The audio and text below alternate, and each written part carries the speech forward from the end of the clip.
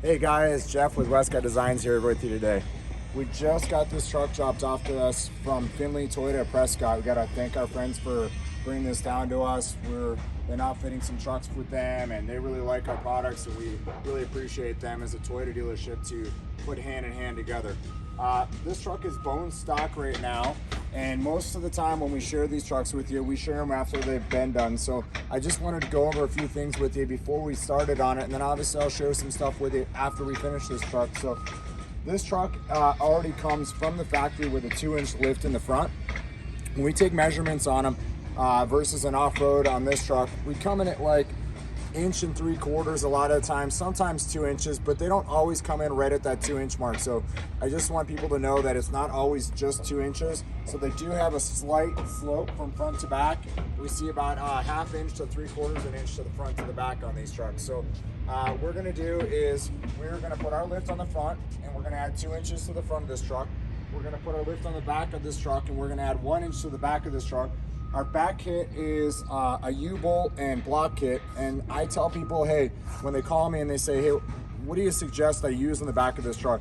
I kind of want to find out what they're going to use the truck for. So a lot of times, if you're going to do a shell on the truck, if you're going to add weight to the truck, if you're going to tow with the truck, I really want to maximize the capacity of this truck without having the truck sit lower in the back when you've added this weight to it. So in a lot of cases, I will tell somebody, yes, you know, an add leaf works really, really well on this truck if you're gonna be towing with it or adding weight to the bed of it, because obviously I wanna find out what you're gonna use the truck for, and that's why I'm asking. And the reason why we do our block kit and our U-bolt kit is because it makes it a lot easier for the consumer to install that themselves if you're doing it at home.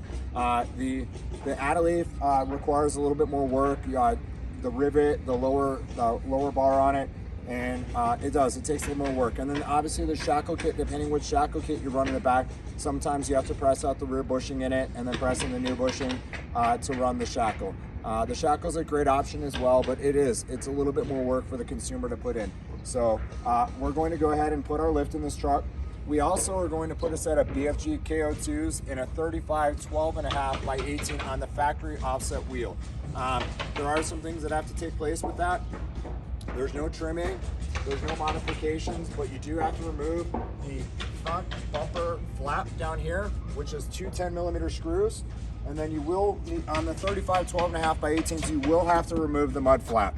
So with this offset, you're able to get that tire in this wheel well, and a lot of people say, gosh, it's so close to the upper control arm on this when you run that tire. That's why the tires we suggest is either a BFG KO2 and a 35 12.5 by 18, or it's going to be a Toyo Open Country AT3 or AT2. And you could also run the Wild Peak on this as well. The sidewall is not as aggressive on those 3 tires, so you don't have any clearancing issues on the back side of the sidewall, up on the upper ball, behind the ball joint on the upper control arm on these. If customer says, hey, I want to run a more aggressive tire on this, my suggestion at that point is to go to a 295 70 18 on that setup, and that gives you about a 1-inch narrower tire. So then you're losing about a half in the front and a half on the back side of the tire, and so then you don't have any issues with rubbing or clearancing issues. So and that's if you're going to run like an MT or an RT or something, like I said, in a more aggressive sidewall. So just take that into consideration when you're setting your truck up. Some of the good things with our kit when we install it, it looks totally factory on this truck. The other nice thing about it is, if you notice when you're driving the truck and you stop hard on it, it dips in the front, it dives in the front on stops. It does, and so what we're going to do is we're going to get rid of about 80 to 90% of that dipping in the front. We have lifted the truck to a maximum height that we feel that still retains the factory ride quality and also gives it the most lift and gives you the best of both worlds on that. As far as the rear, the reason why we do run the block is because we want to retain the factory ride in the back by just adding the block. Obviously, if you're going to add weight, just like I said, you're going to want to add an add-a-leaf to the back of this, or a leaf back, depending on how much weight you're really going to add to this truck.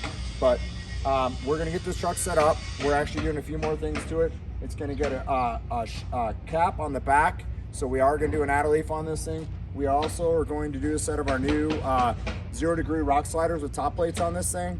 So we want to share this before, just so you can see where this truck sits and stands right now. This is a brand new truck off the lot that was just delivered to us, like I said, by Finley Toyota and Prescott. So we are going to get this truck all outfitted. We are going to share it with you. We want to show you on this truck on how it all looks now, and then we're going to share again with you when we get this truck all done, and you can see the stance of it at that point. So we appreciate you. If you've got any questions, please don't hesitate to reach out to us. We'd love to help you in any way we can. Thank you so much.